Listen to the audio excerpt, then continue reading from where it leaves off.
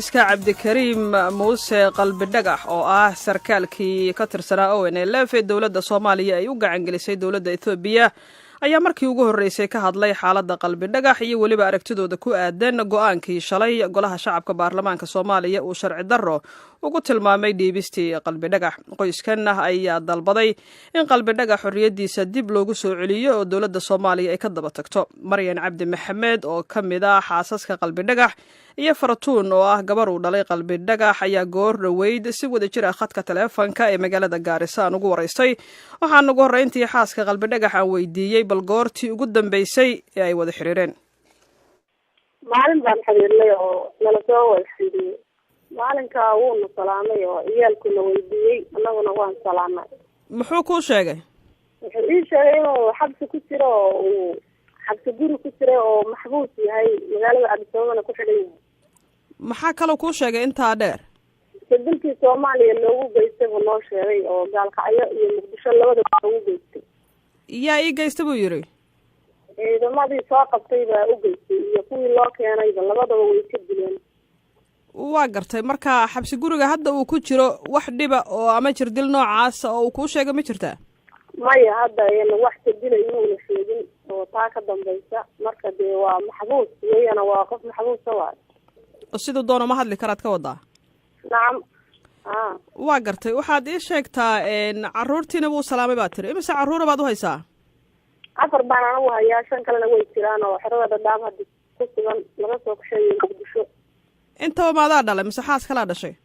Laba xaas baan nahay. Marka adiga 4 baad haysaa, xaaska kalena 5 bay haysaa. Waa gartay marka adigu ma Gaarisa aad weligaa deganayd mise xarigiisa kadib aad Gaarisa u soo wareegtay? Gaalka ayaan ka soo guuray. Goormaad ka soo guurtay? 2008 ka soo guuray. Markii la qabtay kadib dawladda Itoobiya loo dhiibay kadib banaanbaxyo dhacay dad badan oo Soomaali oo ka careysan arrintii ka soo banbaxay dawladda qudheeda iskumaanay raacin oo dad ka tirsan ama mas'uuliyiin ka tirsan dawladdii federaalkeed baa ka carooday. Wararkaas oo dhan ilaa intee leeg baad kala socotaa? Wararkaas oo dhan waan la soconay waana la socdaa dadka Soomaaliyeed iyo ummadda Soomaaliyeed way mahadsan yihiin aad iyo aad u mahadsan yihiin waana mahadcelinayaa ee noo garab istaageen ay wadi gasheen arrinta Cabdikariim ay uga xumaadeen baan aad iyo aad ugu mahadcelinayaa waana la socdaa wararkaas oo dhan waana la soconaa. Haye wararkii ugu dambeeyay ee ka soo gaaray dhinaca dawladda iyo baarlamaanka Soomaaliya maxay ahaayeen? Waxay ahaayeen inay shalayto 18 bisha ay ka wada fadhiisteen si fiican ay uga hadleen baarlamaankii ugana doodeen waa soo gaadhay annaguna aanu ka arkay TV-ga maxaan ku raadayay idaacadaha aanu ka dhageysanay marka aad iyo aad bay u mahadsan yihiin ummadda Soomaaliyeed baarlamaanka waan u mahadcelinayaa waana u mahadnaqaynaa. Waa gartay marka bal rajadaada ku saabsan in xabsiga uu ka soo baxo mar kale xorriyadiisii uu helo caruurtiisii uu dib ugu soo noqdo intee bay la eg tahay?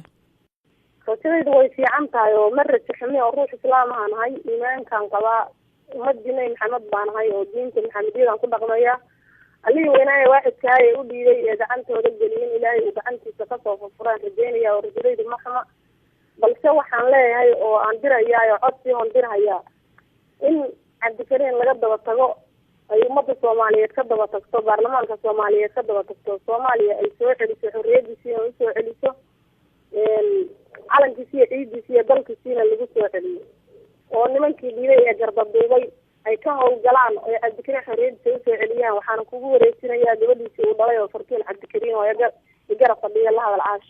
Haye ii dhibal. Hello assalaamu alaykum asalaam. Wa alaykum asalaam waraxmatullaahi yaa ila hadlaaya. Fartuun Cabdikariim Sheekh Muuse. Waa ina qalbi dhagax baa tahay? Imise jir baa tahay Fartuun? 19. bal waxaad ka warantaa dareenkaaga ku saabsan maqnaanshiyaha adigoo gabar 19 jira aabahaana uu xabsi ku jiro waliba xabsi dal shisheeya uu ku jiro bal dareenkaaga si kooban igu cabir. Wallahi de waa la dareemi karaa qof kasta maxaan ku raadayay Soomaaliyeed iyo qof kasta damirle waa la dareemi karaa ilmo maxaan ku raadayay aabahood laga xidhay oo meel haddana ay isla joogin aabay anigu muddo maanan arkin maxaan ku raadayay 9 sano ama aanan arag ama 10 sano muddo dhan maanan arag waxaan ku rajaweynaa inaan mar una aabay arko siiba sanadkan baan rabay inaan bartay joogo aan ugu tago taana daruufo awgeed un baa na kala geeyey oo maxaan ku dhahdaay midba meel geeyey. anagu waxaan ku noolay magaaladan Gaarisa iyo dalkan Kenya, asna wuxuu ku noolaa dalkii hooyada magaalada Muqdisho. fursad oo ma aan helin waxbaan baranayay. markii aan lahaa maxaan ku dhahdaay ay waxbarashadii iisoo dhamaateen lahaa aabaha ala aragtid oo sanadkan dhexdiisa aad welibana bishii 9aad baan ku ballansanay inaan isugu imaano Muqdisho. daruufta un baa na kala geyso. asna wuxuu ahaa nin jamhad oo duur ku jiro oo halgamaya, anna waxaan ahaa shaqsi arday wax baranayaan ahaa. waa gartay. hadda aabe wuu xiran yahay, gacanta Ethiopia ku jira, Soomaali baana dhiibtay. fariintaadu maxay tahay? ha wallahi horta ummadda Soomaaliyeed, shacbiga Soomaaliyeed damiirka iyo dhiigga leh waanu ognaa 24 saacadahana waan ka dhageysanaa, TV-yadana waan ka daawanaa sida maxaan ku dhahday wadanimada leh aad u garab istaageen waanu ognahay. baarlamaanka Soomaaliya shalay maxaan ku dhahday kulankoodii ahaa 152 xildhibaan u codeysay maxaan ku dhahdaa dhiibtay aabahay sheegay dhiibitaankiis inuu khalad ahaa. ururka horta runtii anaga ereygi noogu daraa wuxuu ahaa aabahay waa la qabtay, waxaa shaqsi kamid u ahaa ururka maxaan ku dhahdaa ONLF.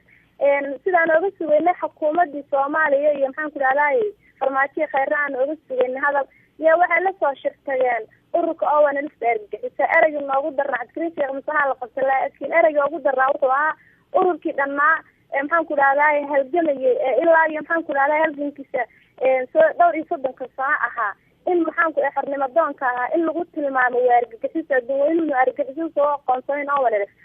shalay markay dhaheen baarlamaanka Soomaaliya ururka ONLF ma urur argagixisa, ereyga ugu weyn ee ku farxay wuxuu ahaa ereygaas. ereygii maxaan ku dhahdaa kalena wuxuu ahaa Cabdikariin khalad baa lagu dhigay. labadaasba maxaan ku dhahdaa baarlamaanka Soomaaliya waa naga mahad celinay sida wanaagsan ay uga jawaabeen. laakiin waxaa meesha ku jirta baarlamaanka Soomaaliya guddiga loo xilsaaray inay baaraan aabahay arrintiisa ma aysan sheegin maxaan ku dhahdaa Cabdikariin Sheekh Muuse cidii wareegsan hebel iyo hebel shakhsiyaal ma aysan tilmaamin, dambiilayaal ma aysan sheegin aabahay ka dambeeyay. waxaa kaloo aysan ayaduna aysan dhihin kama aysan cadaynin baarlamaanka hortiisa in Cabdikariin Sheekh Muuse laga daba tegi doono. ma aysan baarlamaanka Soomaaliya ereygaa ku dhawaaqin. annaguna taan sugayna waxay ahayd in Cabdikariin Sheekh Muuse lagu cadeeyo barta in laga daba tegi doono maxaan ku dhahdaa shakhsiyaadkii dhiibana dambiga bisha laga saaro. laakiin maana waa cadeyna labadaasaan weli sugaynaa. taasina waxa ay ahayd Fartuun Qalbi Dhagax oo ah gabadha uu dhalay Cabdikariin Muuse Qalbi Dhagax. waxa ayna ka horeysay mid ka mid ah xaasaska Qalbi Dhagax, Maryam Cabdi Maxamed. labaduba waxay khadka telefoonka magaalada Gaarisa ee dalka Kenya ugu waramayeen wariyaheena Caashe Ibraahim Aadan Caashe Cuud.